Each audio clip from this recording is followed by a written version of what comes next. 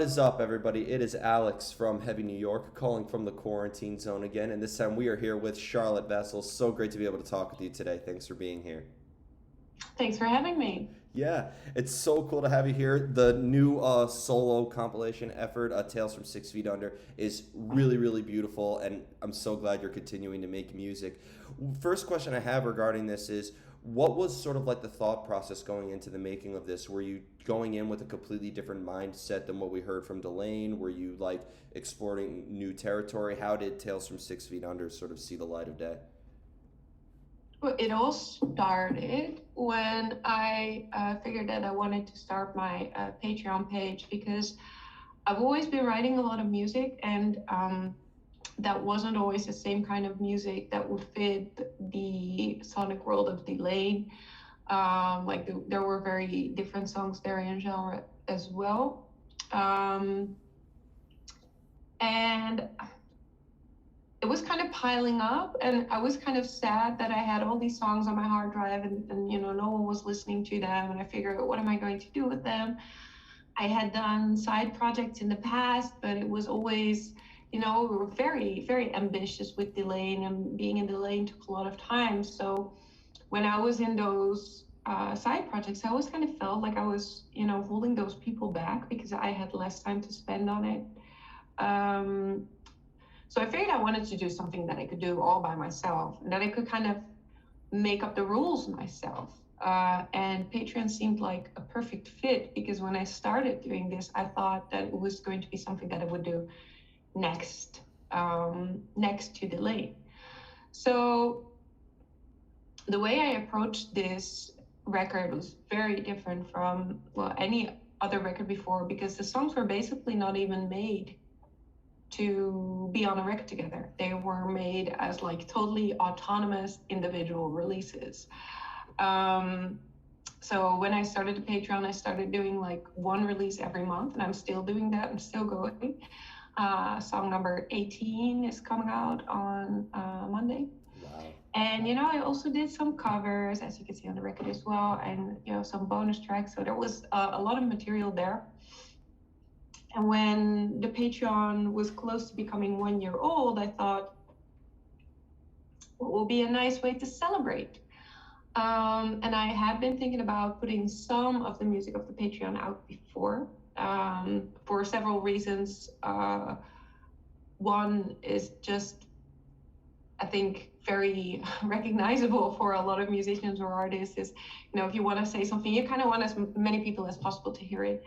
But on the other hand, also, like, I was like, I'm very grateful for the Patreon community. Like, it's the very thing that made this possible, and they pulled me through like a very difficult year. Um, at the same time, I also realized that I do not want all of my music exclusively to only be for the people who can afford to be on Patreon, because then your music kind of becomes something. Yeah, there were so many people there who were like sharing all of the links and sending me messages like, hey, I want to support you, but I cannot afford the Patreon right now. And I was like, this is sad. There needs to be something public.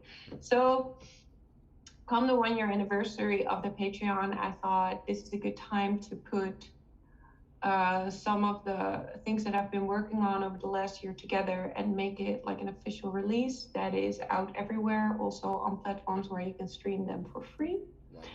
Um, but then, of course, I also wanted to have a theme. So that's when I teamed up with Napalm Records for the production and distribution of some beautiful vinyl editions. And yeah, of course, the hardest thing was putting the music together because, as I said, they were not intended to be like on a record together. But once I kind of got over the point, like, this is not going to be a traditional album, this is going to be a compilation, it actually became easier because, of course, there is, when you make an album, you kind of want everything to flow together. Yeah. And, kind of tell a story from A to Z. This is something that on this album, it's more scattered. This is something that you'll definitely notice. It's more scattered. There's different styles, But within the songs themselves, it's totally uncompromised. And that's what I like about it. Like, I didn't try to make Like there's one really poppy song on there. It's called Masterpiece. I didn't try that to make that any less poppy, Yeah. to fit in with kind of a darker atmosphere album. I didn't try to make, there's one metal track on there, like, or harsher track on there, which is called FSU 2020. And I didn't try to make that, less heavy because it had to fit in with the rest. Like every song has to be totally uncompromised. And once I kind of started looking from that perspective, it became easier to kind of make a selection. But yeah, it's a very different approach to making an album because you have already made it. You're just putting it together. Yeah. Well, So I've noticed, like, as somebody who's followed you for a very long time, like, I discovered April Rain when I was in high school, and and going from April Rain, and then I hear like your collaboration with Burton from Fear Factory a long time ago, and that was very different. And then the last Apocalypse and Chill, which that title, by the way, has a lot more context, and that title aged very well, I must say. we didn't mean it to be Yeah. as prophetic as it turned out to be. Yeah, I was I about to. apologize. But but like I've always saw a lot of evolution in your voice, and I've always saw a lot of new approaches to everything. But with this, I'm like really happy to see. It almost seems like we're getting multiple sides of who you personally are. I feel like you're expressing multiple personalities or multiple visions or multiple usages of your voice as well. Oh, thank you. I'm glad it came across that way. If you don't mind me asking, because I've always admired your lyrics as much as the voice that sang over these songs, have you always needed to hear music to come up with lyrics, or has there ever been a time where maybe you had like a concept or lyrics already written and that could help influence the music? Like, for Tales from 6 Feet Under being every song that plays by its own rules, I wonder if you were thinking a little bit conceptually.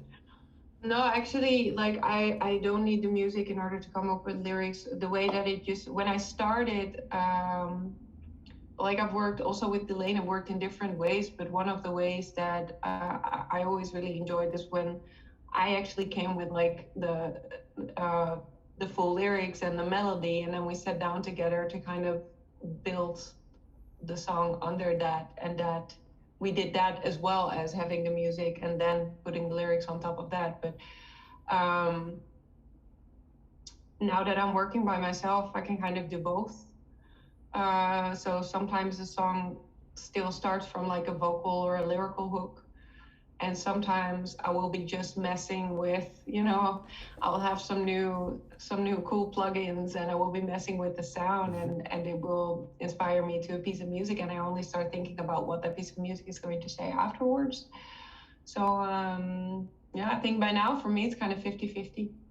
Sometimes I start with the lyrics, sometimes I start with the music, but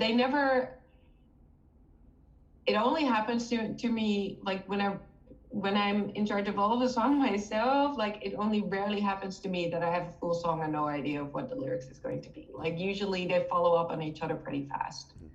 Do you Kind of goes simultaneously. do you like to leave lyricism open to interpretation, or do you try to maybe engage the listener into what you're singing about? Because I do find your lyrics to be very poetic and very, in some cases, very dramatic as well, and very very heart touching. It for me, it made me want to dive into what was the mindset behind this song or that song. So when I kind of write a lyric autonomously, then I will want people to know what the lyrics are about. The only I have had more abstract lyrical themes, but they are usually the ones where these are usually if I would work on a piece of music that someone else has written and I'm kind of top lining, so to speak, then I'm trying to kind of put to words the feeling that the music gives me. And also often when you work with someone else, like you don't always want to make the song about you, so that then sometimes I work with more abstract lyrical concepts. But for a lot of the songs on this record, actually it's all pretty concrete. Not too concrete, but it's pretty concrete. Like my ideal whenever I I write lyrics is I often write lyrics when I'm feeling sad.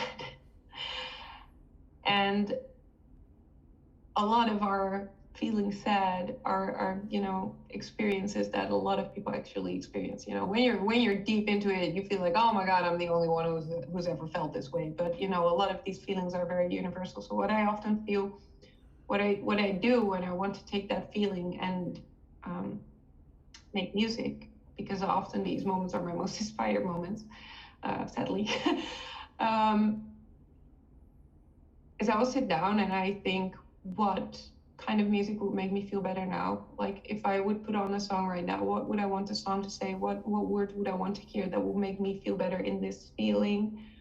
And if I feel really bad, then I don't think what will make me feel better, because it's always easier to be kind to someone else than it is to yourself. So then I will kind of imagine, like, what if my friend were sitting next to me and they were feeling like this? What would I say to them?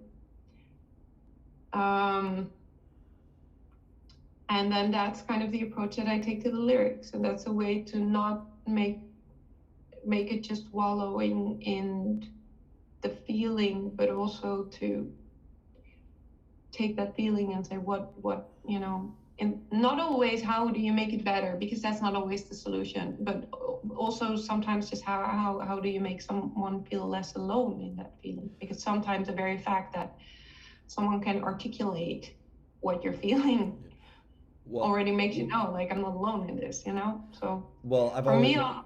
yeah. I'm sorry. I just want to say I've always thought that your lyrics were always a good way of addressing darkness, like confronting it, but also using it as a means of escape. I feel like your music was never a distraction for me. You know what I mean? I feel like it was very upfront about what was like. I remember when I heard the song "Stay Forever," it actually made me like.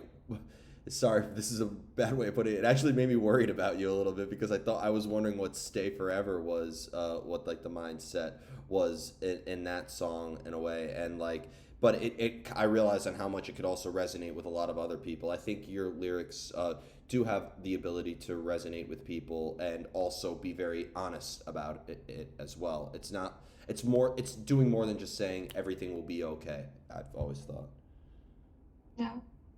Well, for me, it's always the biggest compliment when someone says, like, when I write in such a way and someone comments to me like, oh my god, I was feeling like this and this song did this or that to me, like, that's then I'm happy, because then I'm like, it worked.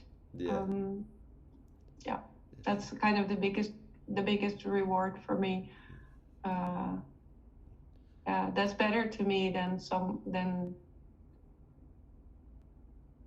getting a good review or something, Yeah. like the the way that the music personally affects people, I think, is the most important for me as a songwriter, at least. Yeah.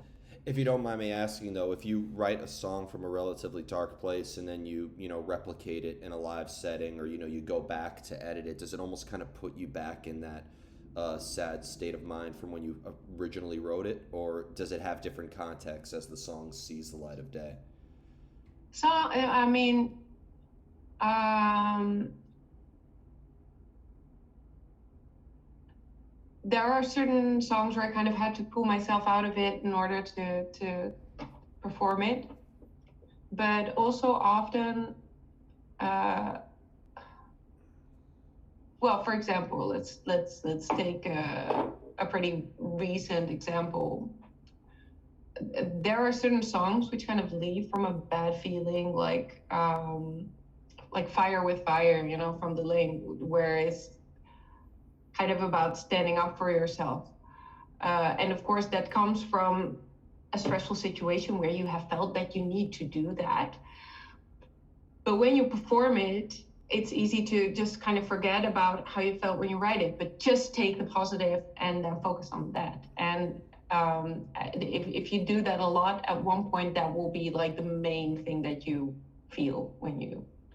There are certain songs, especially if you play them a million times, where that feeling is so far to the background that you don't necessarily pull it back every time you sing it. And there are other songs where that's harder, but yeah.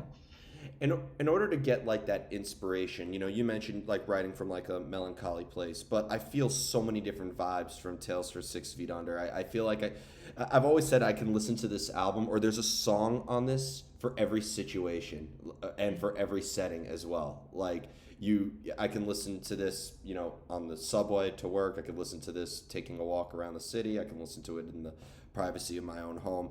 And like, does inspiration of how you want something to sound come out of nowhere, or like do you almost need to be in a certain place in order to let the ideas sort of cultivate? At this point, like this is my maybe back in the day, but that was also because I was very much an overthinker and very much someone who starts a lot of things but not necessarily finishes all of them. At this point, now that I'm doing this as really the writing and doing like a song every month and doing the song every month is now my full-time thing. I go into the studio at 9 in the morning and I don't come out until the evening. So I will make it work even if I'm not in the most inspired place mentally. I will. There is a lot of work in composing and arranging and producing a song, which are not necessarily dependent on how inspired you are at that time. It's also just putting in the work. Yeah. So so I can always work, and I mean I should knock on wood, but I've never in my life had a writer's block. So I'm still waiting for the big one to come and hit me, but Don't I jinx know. it. Don't jinx it. Don't jinx it. Um, Yeah, no. and the next thing I want to talk about, as we talked about before we started rolling, is it feels so great. I've done maybe 7,000 interviews at this point. It feels so good to finally talk to somebody who studied art history. And I just really want to know, first question regarding, has studying art history ever influenced how you write lyrics as well? Definitely. Definitely. In many, many cases. When I was studying art history, a lot of that found its way into lyric, like virtue and vice, for example. I was studying the virtues and vices and how they work their way into iconography. So that there's a lot of things that were just inspired by what I was learning at the moment, and also just approaches to making art from things from the past. One of the things so um, one of the things that I learned about during my studies that touched me so much is the way that some artists take other people's work and rework it. And my favorite example for that I get emotional about every time I think about it, but the time that I saw it in real life was there is this sculpture like from ancient Greece. So we don't know exactly who made it because but there's this ancient sculpture from the Hermaphroditus, which I really adore. But it was really sad because in the story it's from Ovid's Metamorphoses. In the story, like the Greeks had stories for everyone, like how for everything, for every phenomenon, like how it came into existence, and there were kind of these myths and sagas and metamorphoses. So they were talking about the story of the Hermaphroditus was about a nymph who was in love with a boy, and he wasn't in love with her. Then she hugged him tight and she said, please, to the gods, please don't ever let us be apart again. And then they kind of melted together, and that's how it had a person who was both a boy and a girl. That's how they explained it. But they also explained, which is super sad, that they were then very ashamed because they were so different from everyone else. And the sculpture that I'm talking about is Hermaphroditus laying like very hidden and sheltered off from the world. And it's such a sad sculpture. And one of the things that I thought was really inspiring is that Bernini, who was one of the most famous sculptors from the Baroque era, also saw that sculpture and thought, it doesn't have to be this way. This is too sad. And the sculpture was kind of laying on his stomach, and it was always laying on the ground. And Bernini sculpted a luscious mattress And if you see this sculpture now or the reproductions of the sculpture, you will never see the sculpture the way they found it, laying on the ground. You will always see it laying on this beautiful, luscious sculpted mattress from Bernini, from the Baroque era. So, and this to me was such a thing where it's like, because I often get like touched or inspired by also tragic stories or and this thing that Bernini did where he made a mattress. This is something that I sometimes try to do as well with music. For example, when I'm not comparing myself to Bernini, by the way, it's just something that inspired me. Take notes. But for example, when I first read this poem by Victor Hugo, famous French writer, about his, it's called Demain de l'Aube, Yep. about his daughter who had tragically drowned while she was pregnant, 19 years old.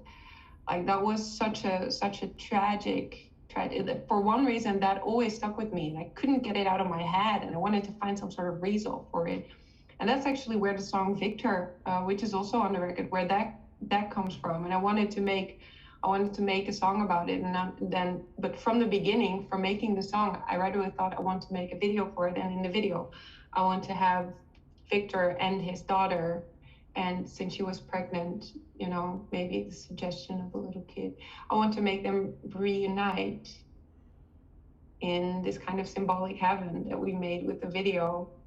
So I wanted to make a Bernini's mattress, So That's seeing those, beautiful. That is so beautiful. Like that's actually amazing, and that's actually one of my favorite stories I've ever heard yeah, because it seems like art is one of those things where no matter how much of it is made, like think about how much music exists in the world. There's all the music that existed before, and they're still making new stuff, and like it's like that with art, like because the world is a big place. There's a lot to discover, but artists are also taking inspiration from other artists' visions in a way. yeah, And yeah, to me, it almost seems like art is always in a constant state of evolution, and all art is always taking inspiration internally and externally. And do you almost like, as somebody who has an Edvard Munch tattoo, I've always, like I love how tragedy is born out of art, and we use pain as a paintbrush and use suffering as an armor rather than an anchor.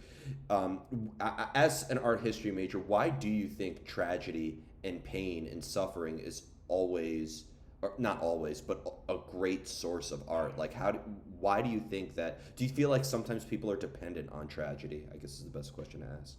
no, I mean, I think that coping mechanisms are different for everybody. I'm not necessarily saying that artists are people with bad coping mechanisms, but I do feel like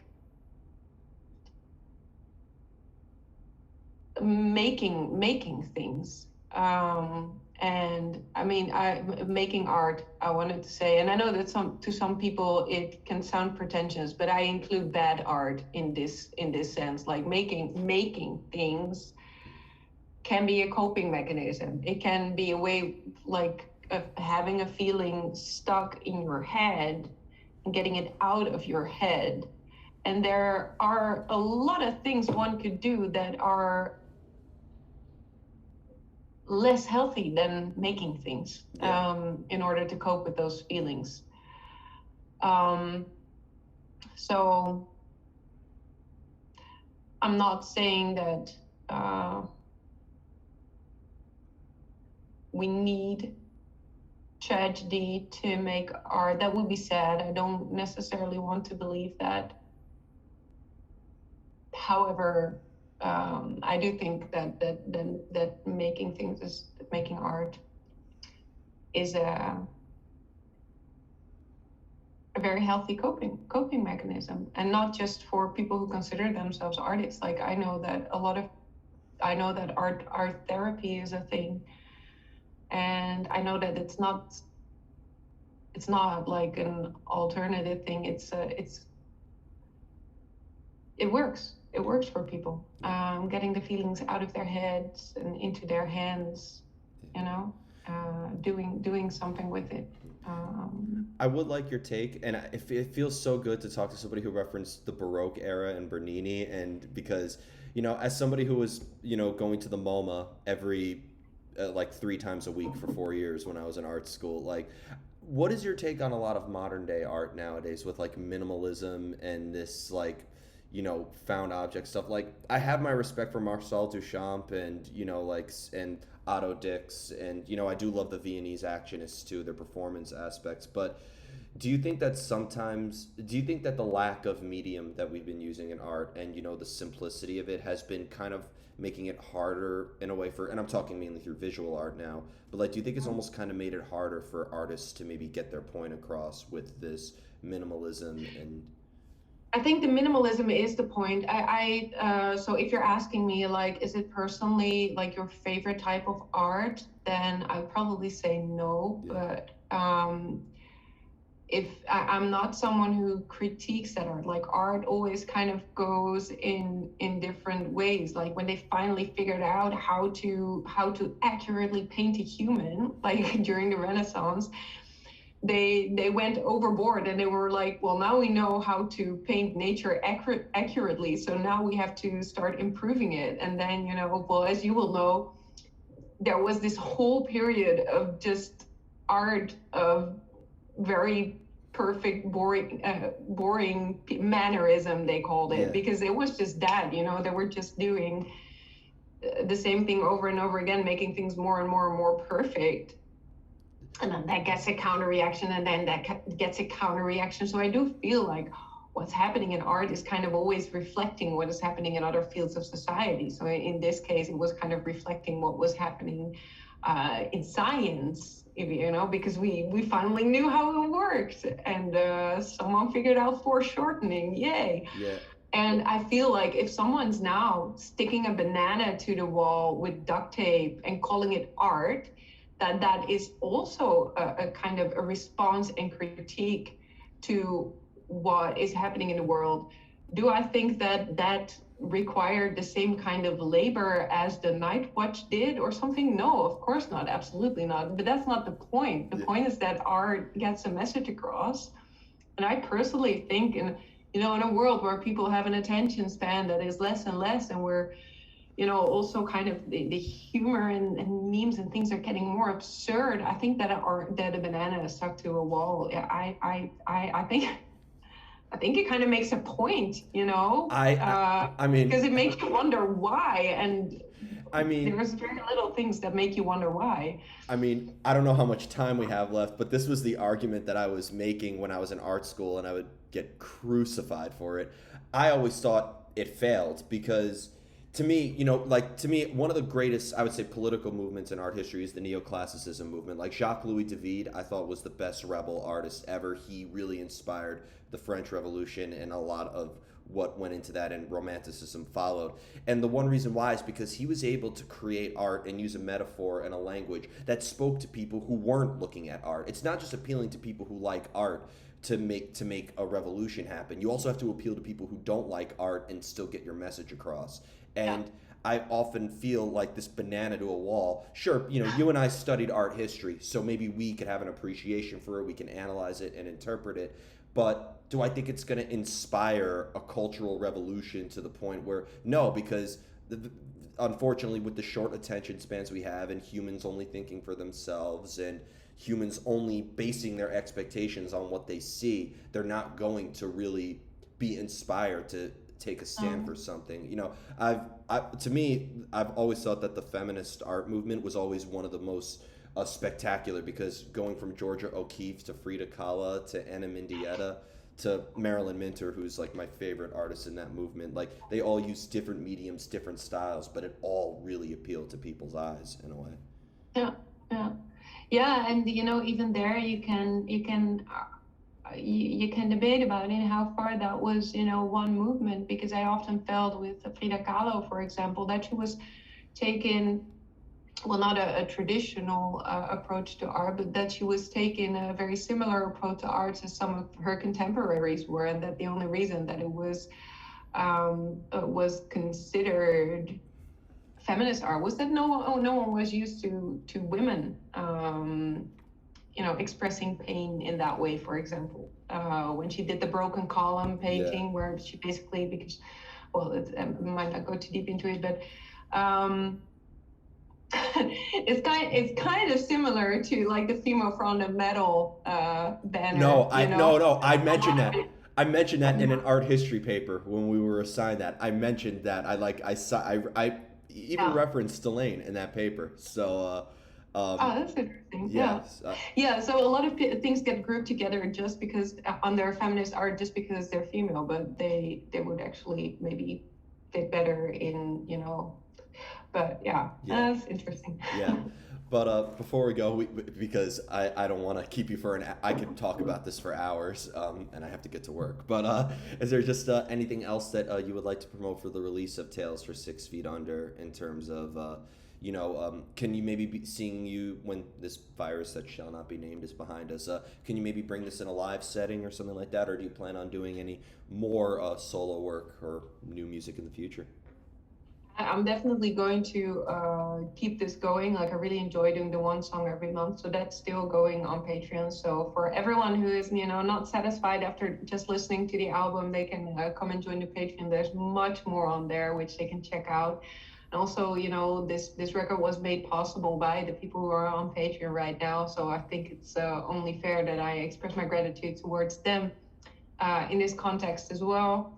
Live, I definitely want to do that. I've had some time. We've done so much touring, and in the beginning, I was like, okay, break is not so bad, but by now I'm missing it so much. So I am thinking about how to bring this to the stage, and then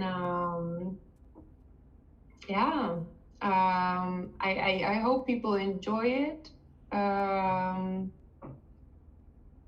yeah, and. And I hope they enjoyed the art history talk. I mean, we could talk for another hour about Lizzie as well, because that one's about the pre-Raphaelites. Yep.